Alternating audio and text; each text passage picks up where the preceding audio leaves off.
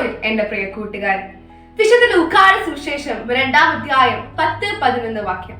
ഇതാ, സകല ജനത്തിനു വേണ്ടിയുള്ള വലിയ സന്തോഷത്തിന്റെ സദ്വാർത്ത ഞാൻ നിങ്ങളെ അറിയിക്കുന്നു. ദാവീദിന്റെ പട്ടണത്തിൽ നിങ്ങൾക്കായി രക്ഷകൻ കർത്താവായ ക്രിസ്തു ഇന്ന് ജനിച്ചിരിക്കുന്നു. മഞ്ഞുകണങ്ങൾ ഇച്ചിച്ചു വീഴുന്ന പാതിരാവിൽ മരം കോച്ചുന്ന തണുപ്പത്ത് ഉദയസൂര്യനെ വെല്ലുന്ന പ്രഭ നിറഞ്ഞ നറുനിലാവ് പോലും തോൽക്കുന്ന വിധത്തിൽ പുഞ്ചിരി തൂക്കി കീറത്തുണിയിൽ പൊതിഞ്ഞ വൈക്കോൽ മത്തിയിൽ നമ്മുടെ രക്ഷകൻ കർത്താവായ ക്രിസ്തു പിറന്നതിന്റെ ഓർമ്മ ദിനം. ദൈവത്തിന്റെ പാദസ്പർശമേറ്റ ഭൂമി പുളകിതമായി ഭൂമിക്ക് ദിവ്യത്വം വന്ന സുദിനമാണ് ക്രിസ്തുമസ്. സൃഷ്ടാവും സൃഷ്ടിയും ആലിംഗനം ചെയ്ത പുതിയുഗ പിറവി. പുൽക്കൂട് ദൈവം ചെറുതായതിന്റെ പ്രതീകമാണ്. മനുഷ്യൻ ചെറുതാകാൻ പഠിച്ചെങ്കിലേ സമാധാനവും സൗഹൃദവും കൈവരിക്കാൻ സാധിക്കൂ എന്ന് പുൽക്കൂട് നമ്മെ പഠിപ്പിക്കുന്നു. മനുഷ്യൻ ചെറുതാകാൻ പഠിച്ചാൽ ലോകം പറുദീസയാകും.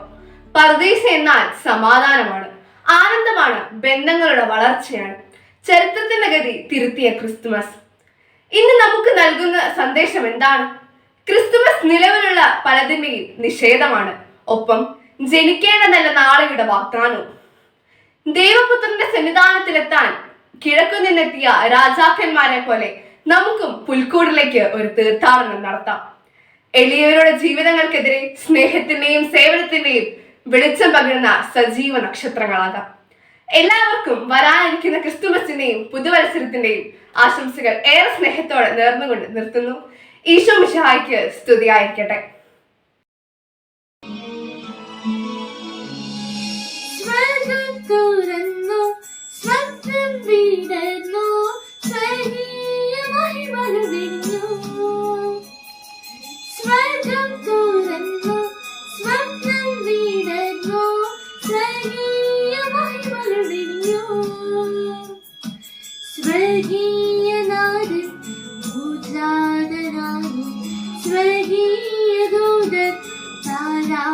പാടി സ്വരരാഗ സംഗീത ധ്വനിയായി ലയവാൻ വിണ്ണിൽ മണ്ണിൽ സ്വർഗം തുറന്നു സ്വപ്നം വീണു സ്വർഗീയ മഹിമകൾ വിരിഞ്ഞു.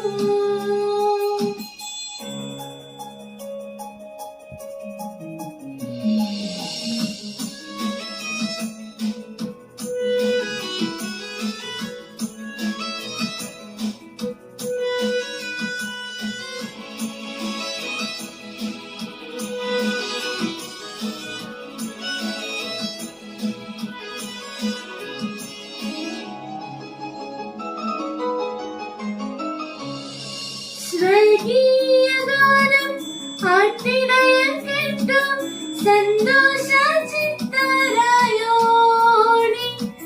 കോടി. സ്വർഗീയഗാനം ആട്ടിടയൻ കേട്ടു സന്തോഷ ചിത്തരായോടി കോടി. സ്വർഗീയദൂതൻ അവരോട് ചൊല്ലി സ്വർഗീയ രാജൻ പൂജാതനായി നിങ്ങൾക്കായി ബത്ലഹേമിൽ യേശു മിശിഹാനാഥൻ സ്വർഗം